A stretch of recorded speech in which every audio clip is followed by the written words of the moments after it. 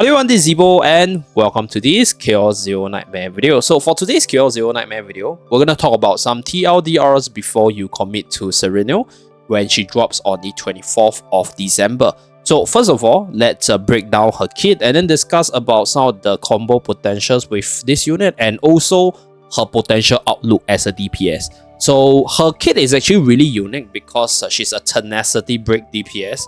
So she's the first in the single target DPS component, and she has the ability to generate the homing missile when you break the tenacity of the opponent. So right here, okay, you use this skill. This skill has afterglow, so this allows you to break the opponent more easily. So you exhaust the tenacity bar, you gain 1 AP, and then you generate all these homing missile bullets right here.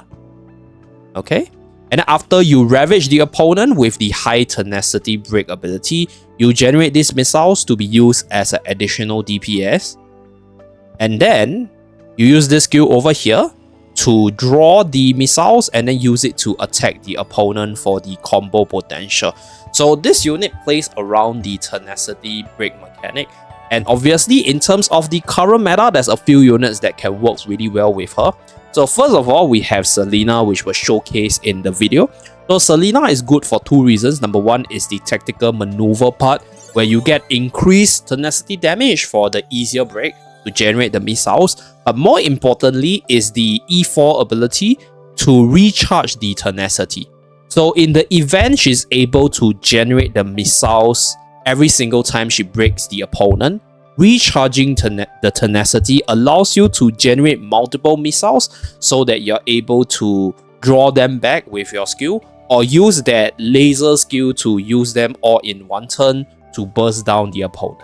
So depending on how the missile generation to the tenacity break mechanic work, Selena is going to be of great value to her because you can use her as an easier breaker so that you get the missiles more quickly. And if it's per 3 missile per break, then the E4 upgrade will be insane because you can recharge the tenacity multiple times and then generate a whole bunch of bullets, like how you generate bullets for Renoa or even Luke in general. So that's number one.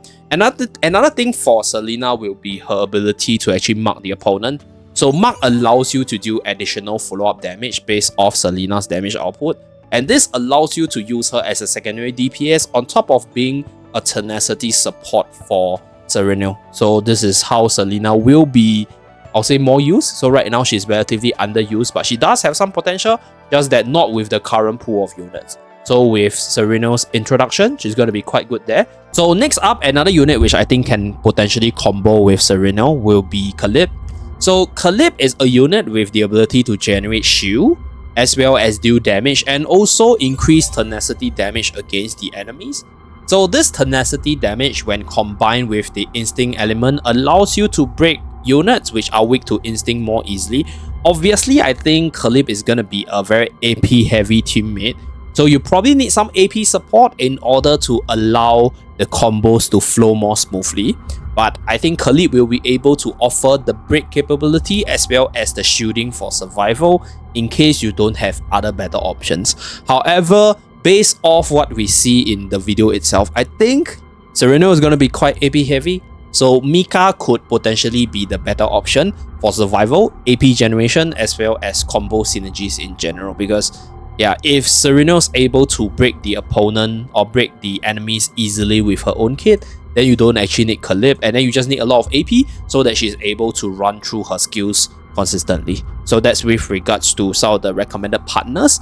For the memory fragments, the Judgment Flame set would definitely be one meant for her. So this was designed for her for sure because you play around the ravage targets and you get plus 50% damage amount per instinct card. So her missile is going to get like 1 times 50 per card, and then if you're able to generate multiple missiles and then use multiple missiles in one turn, that's a few 100% damage, and this is just a massive boost to her kit in general. So for the very last 2 set bonus, depending on her very last node, the primary stats on the very last node, it could potentially be the Blackwing set for the additional attack percentage. So you're able to hit that 1000 or 1000 attack for the 7 node proc. So if she's not very stats dependent for the very last node, then Scarab set could be an option if she's a unit that relies on her basic card for some combo synergies, because you probably need some cards to break the opponent. So the basic card could be one if it has multi-hit or increased tenacity damage so that you're able to break the opponent more easily. So this 20% boost to the basic attack is decently good as well. So that's for the Seth Scarab. If not, I think crit damage will universally be a good card if let's say she's built on the crit chance side. So if she builds a lot of crit, she's going to crit more. This plus 25 crit damage is going to be quite helpful to boost her DPS potential. So that's with regards to the memory fragments as well as the potential partners. So last but not least, let's talk about another potential playstyle for this unit. So what I believe could be another playstyle for Sereniel is to use her as a discard cost unit, because her missiles are generated from the discard pile whenever you break the opponent. So you can actually combo her with the likes of Nia, which is showcased here, Cassius, or even Renoir for the discard mechanic to work.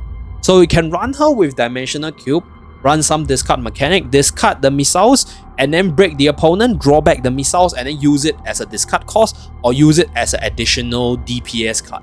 So there could be this playstyle where you can actually use her as a secondary DPS. But personally, so far from the earlier reviews of other players, I think she's probably more so on the tenacity break DPS side. But I'm definitely going to try her out with the discard teams to see how well it will fare with regards to the overall damage. So that's with regards to this unit's kit. Very limited edition, really flexible in terms of playstyle, at least from what we can see, and potentially one of the very powerful DPS unit in terms of the numbers side of things. So we shall see how she performs on the actual release itself. Let me know if you're going to pull for her. And that's it for this video. I'll see you guys again in the next video. Bye guys.